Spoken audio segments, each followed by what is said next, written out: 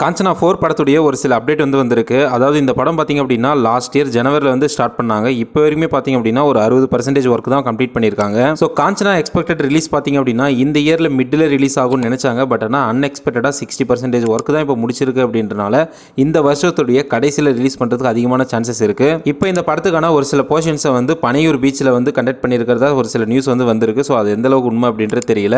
எப்படி இருந்தாலும் இந்த இயர் எண்டுக்குள்ள இந்த காஞ்சனா 4 ரிலீஸ் ஆகும் அப்படின்றதுல எந்த டவுட்டும் இல்லை. ஸ்டோரி வைஸ் பார்த்தீங்க அப்படின்னா பிரசன்ட்ல ஒரு ராகவன் இருப்பாரு, அண்ட் தென் பிளாஷ்பேக்ல ஒரு ராகவன் இருப்பாரு. பட் ஆனால் இந்த கதையில ஒரு ரூமர் போயிட்டு இருக்குங்க. என்னன்னு பார்த்தீங்க அப்படின்னா பிரசன்ட்ல ஒரு ராகவன் இருப்பாரு, அண்ட் தென் பிளாஷ்பேக்ல 2 ராகவன் இருப்பாரு அப்படின்ற மாதிரி ஒரு ரூமர் போயிட்டு இருக்கு. ஸோ எந்த அளவுக்கு படம் பிளாஸ்ட் ஆக போகுது அப்படின்றது தெரியல. நான் ஏன் இதை சொல்றேன்னு பார்த்தீங்க அப்படின்னா நம்ம தமிழ் சினிமா இண்டஸ்ட்ரியில் certain followers and then certain மக்கள் பார்த்தீங்க அப்படின்னா இந்த மாதிரியான டைப்பான படங்களுக்கு ரொம்பவே எதிர்பார்ப்பா இருப்பாங்க. அதாவது அரண்மனை அப்படின்ற ஒரு படம் வந்துச்சுங்க. அது சுந்தர் சி டைரக்ட் பண்ணாரு. ஸோ அந்த படம் நல்லா கிளிக் ஆகிட்டதுக்கு அப்புறமா பார்த்தீங்க அப்படின்னா அரண்மனை 2, அரண்மனை 3, அரண்மனை 4 வரைக்கும் சுந்தர் சி கொண்டு வந்தாரு. ஸோ அது இப்போ வரைக்குமே பார்த்தீங்க அப்படின்னா அது ஒரு பிளாக் பஸ்டர் ஹிட்டாக தான் கிரியேட் ஆகிட்டு இருக்கு. அதே மாதிரி தான் ராகவா லாரன்ஸ் ஒரு சில வருஷத்துக்கு முன்னாடி முனி அப்படின்ற ஒரு படத்தை கொண்டு வந்தாரு. ஸோ அந்த படம் பிளாக் பஸ்டர் ஹிட் ஆனது தொடர்ந்து காஞ்சனா சீரிஸ் கொண்டு வந்தாரு. ஸோ ஒவ்வொரு படமே பார்த்தீங்க அப்படின்னா செம்ம ஹிட்டுங்க. ஸோ அந்த ஒரு லைன்ல தான் பார்த்தீங்க அப்படின்னா காஞ்சனா 4 ரெடி இருக்கு. ஸோ ஆஸ் யூஷுவல் பார்த்தீங்க அப்படின்னா இந்த படத்துடைய ரைட்ஸ் கூட பார்த்தீங்க அப்படின்னா சன் டிவி தான் வாங்குவாங்க. ஸோ டிஜிட்டல் ரைட்ஸ் பார்த்தீங்க அப்படின்னா சன் நெக்ஸ்ட் வாங்குறாங்க.